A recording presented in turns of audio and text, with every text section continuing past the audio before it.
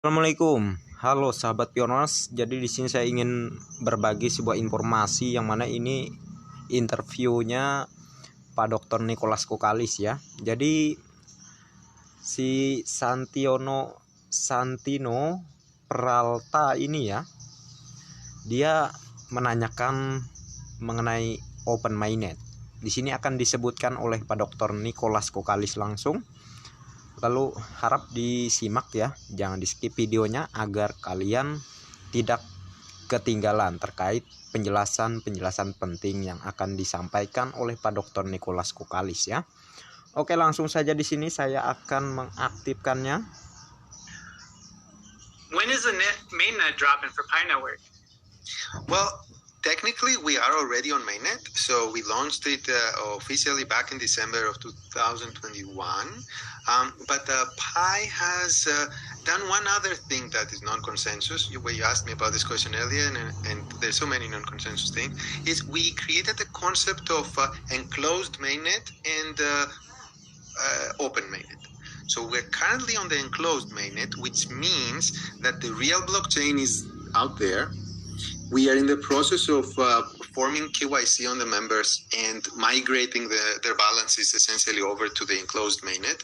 During the enclosed mainnet period, it is not allowed to connect the Pi blockchain with any other blockchain or external systems. And during this period, it gives us time to do a few things, such as migrating all the members, as I said, over to the mainnet, continue building utility for the platform. It allows us to have more developers test their applications and being able to do all that without any external noises or distractions, essentially. And it's an example, like, for example, the KYC solution we created was one of the Pi applications that we built on top of our own platform. And in order for someone to KYC themselves, they need to pay 1 Pi. And that 1 Pi is then distributed to everyone who is helping with their KYC. So there is both AI algorithms as with every KYC solution, but when the AI algorithms need help from humans, then these humans are coming from the same network, so it's self-bootstrapping itself, and that's happening even during the enclosed period. So we are technically, the answer is that we are technically on mainnet already. It's called enclosed mainnet, and at some point we are going to move to the open network. Thank you for clarifying that. You answered a lot of questions that I asked for people that have been watching YouTube videos like me and bringing out their curiosities. So definitely appreciate that. Any last words before we close? Like, what's next? What's next for Pi Network?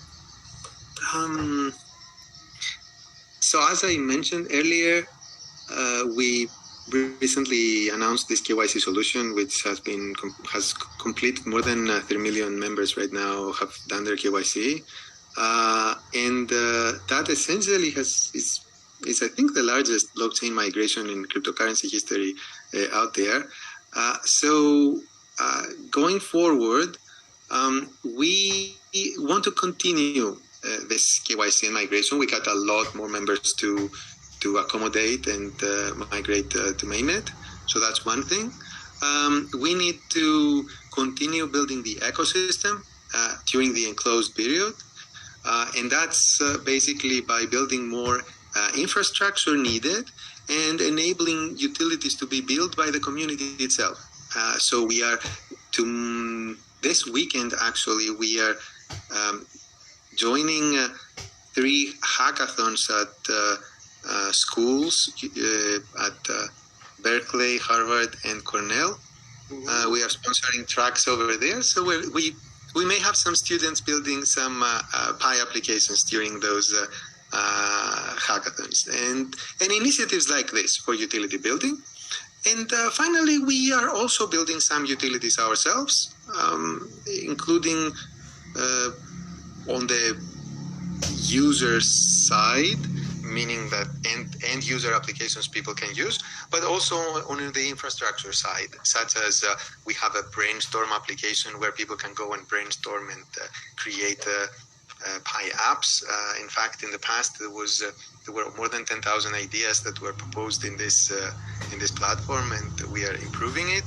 And other things like this, such as we have a translation app which is currently used by some translation task force that we have for many languages. That people from the platform are translating themselves our interfaces. So in the future, this internal app that we have, we're going to make it public so that the other application developers can also use it to translate their own applications. That's it for us. Building. I'm honored to have you on the show, and it's been a pleasure of mine. I hope you had as much fun as I did on this. And yeah, man, I wish you the best of luck with your endeavors, Doctor. And thanks for having me. Anytime. It was fun. All right. So have a good night, sir. You too. Thanks. Bye-bye. Bye. Oke, jadi tadi terkait pernyataan dari Pak Dr. NICOLAS KOKKALIS ya, yang diwawancarai oleh yang kalian lihat barusan. Itu terkait open mainnet yang saya tangkap bahwa itu akan dilakukan sesuai dengan awal pada waktu itu yang terjadinya mainnet tertutup gitu ya. Diusahakan pada bulan tersebut juga terjadinya open mainnet. Jadi berdasarkan apa yang dinyatakan beliau, akan diusahakan pada Desember ini akan segera open mainnet gitu ya, dan juga untuk kawan-kawan yang belum KYC akan segera diberi notifikasi untuk melakukan KYC, kurang lebih kayak gitu ya. Jadi bersabar saja untuk sahabat pionos semua yang belum menerima undangan KYC. Tentu seperti pernyataan Pak Dr. NICOLAS KOKKALIS tadi ya, akan diusahakan ya untuk sahabat pionos agar lulus KYC dan koin Pi dari aplikasi Pi Network bisa dimigrasikan ke Pi browser wallet kalian masing-masing gitu ya. Jadi silahkan share video ini ke sahabat pionos lainnya agar mereka mendapatkan informasi yang sangat menyenangkan ini dan tidak ketinggalan informasinya, oke? Dan terima kasih banyak untuk kalian yang sudah mampir di channel saya, dan bagi yang belum like dan subscribe silahkan diklik, dan jangan lupa juga aktifkan notifikasi loncengnya agar setiap saya mengupload video terbaru ke depannya tentunya Andalah yang akan lebih awal menerima notifikasinya ya. Terima kasih dan sampai jumpa di video-video selanjutnya. Oke, next time. Assalamualaikum warahmatullahi wabarakatuh. Bye bye.